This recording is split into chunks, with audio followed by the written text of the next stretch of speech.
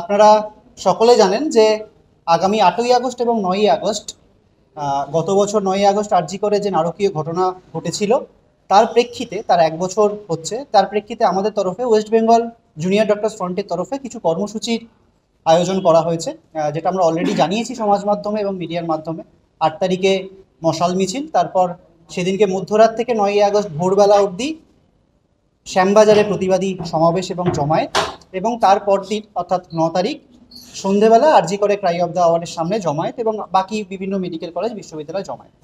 এই আবহে কয়েকটা আজকের প্রেস মিট বা প্রেস কনফারেন্স করার উদ্দেশ্য যে জায়গা থেকে, যে গত 3-4 দিন ধরে কিছু অদ্ভুত জিনিস আমরা লক্ষ্য করছি।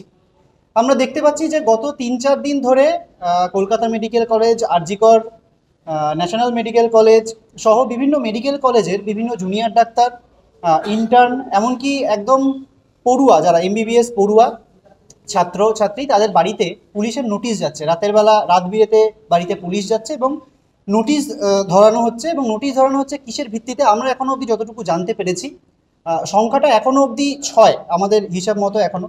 তার মধ্যে যেমন খুব পরিচিত মুখ যারা যেমন রয়েছে কিঞ্জল নন্দর মতো মানুষেরা রয়েছেন, ঠিক তেমনি আবার একদম আপনারা খুব চেনেন না এরকম একদম এমবিবিএস পড়ুয়া যারা, তারাও রয়েছেন। এরকম 6 জন এখনও অবধি আমরা জানতে পেরেছি। আমরা আশঙ্কা করছি সংখ্যাটা আরও বেশি।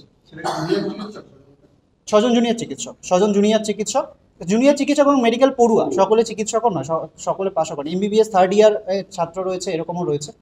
তো এদের যে জিনিসটা আমরা লক্ষ্য করছি যে যে যার ভিত্তিতে ডাকা হয়েছে, আমরা যখন দেখছি সেই নোটিশগুলো, সেটা হচ্ছে 1 বছরের পুরনো কিছু এফআইআর তাদের বিরুদ্ধে করা হয়েছে এবং সেটা সবগুলো তারিখ বা ডেট হচ্ছে গত বছর যখন ধর্মতলায় অনশন মঞ্চ চলছিল, অনশন কর্মসূচি চলছিল, সেই সময়টা 5ই অক্টোবর থেকে 15ই অক্টোবর, 22 অক্টোবর, এই সময়ের পিরিয়ডে বিভিন্ন দিন বিভিন্ন সময় বিভিন্ন ধারা দেওয়া হয়েছে। এবং ধারাগুলো এইরকম যে ইললিগাল অ্যাসেম্বলি, বেআইনি জমায়েত, পুলিশের কাজে বাধা দান, সরকারি সম্পত্তি নষ্টি, এসব তো রয়েছে।